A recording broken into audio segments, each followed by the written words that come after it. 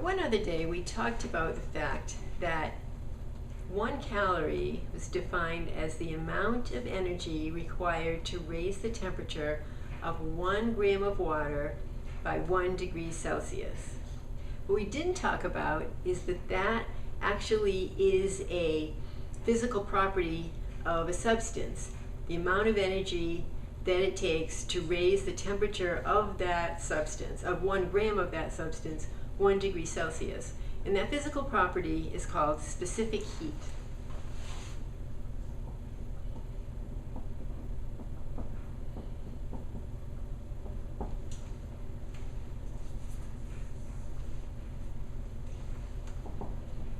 The amount of energy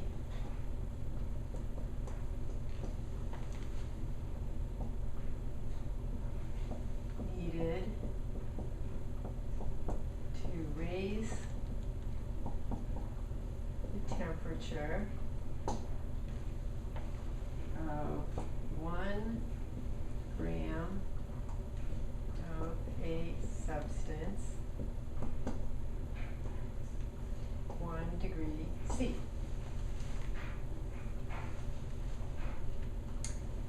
So what we already know then is that if we're talking about water, the specific heat is 1 calorie.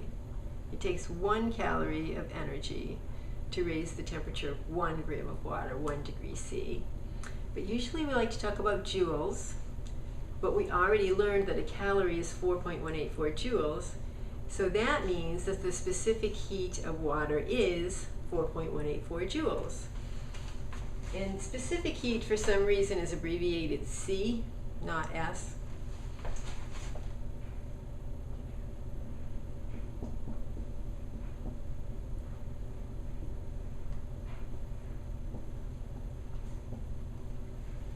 So what does this tell me? That means that if I have 1 gram of water, it'll take 4.184 joules to bring it 1 degree warmer than it already is.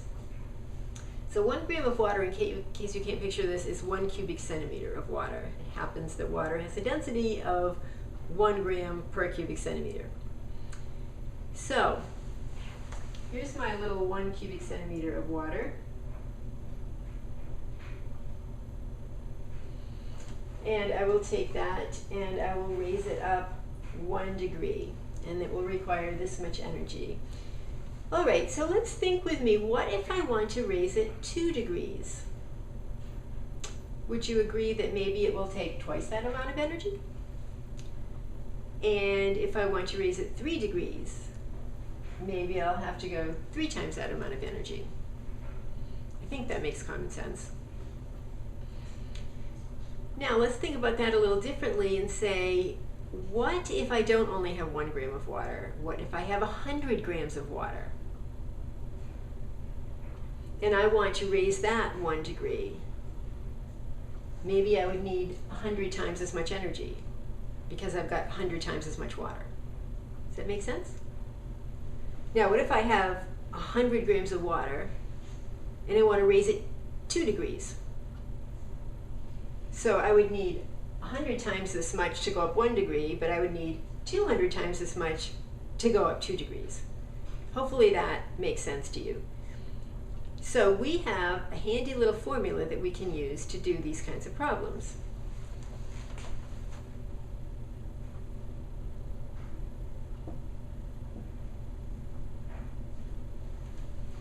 Now, for some reason, somebody at one point thought it would be a good idea to represent heat with the symbol Q.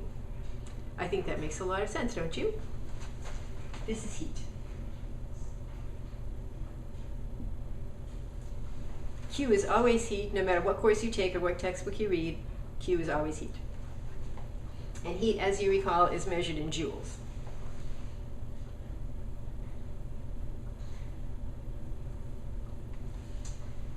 All right, M stands for mass, something sensible.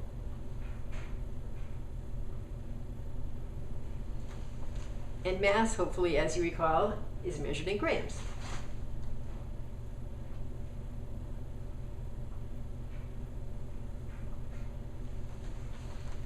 See, we just said that specific heat.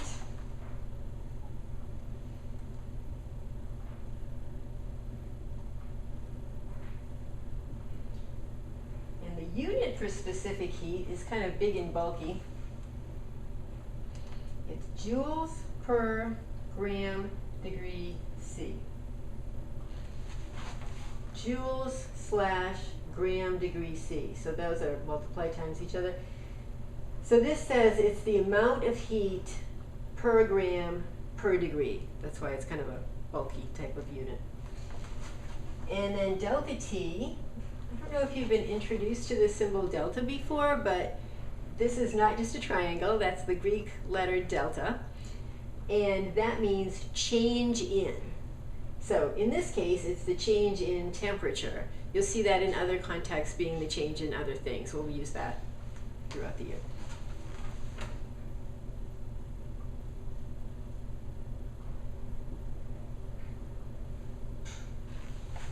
And the change in temperature will be measured in degrees Celsius.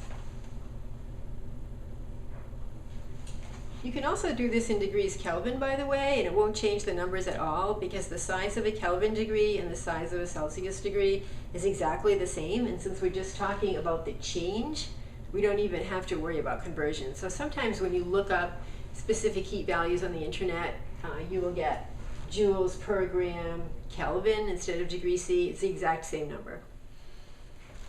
So make sure you've got that written down. If you need to pause the video, do that because I'm going to erase it.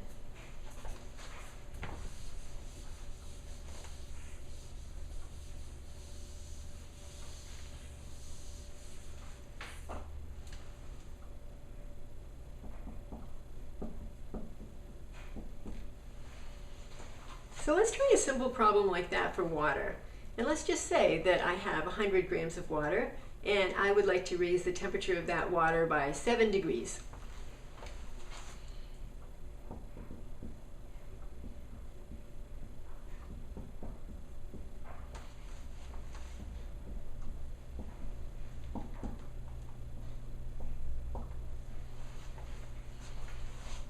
All right, so to use my equation here, I will say Q, that's the amount of heat that I'm going to need, is equal to the mass of the water times the specific heat of the water, which we just said was 4.184 joules per gram degree C. And I'm going to raise that up 7 degrees, so I'll multiply that all together. So that's 700 times 4.184,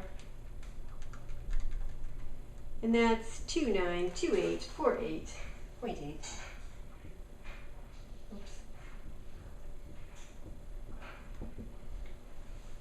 And I'm going to have to round that off to the correct number of significant digits, which in this case is only 1. So I'm going to round that up to 3,000 joules.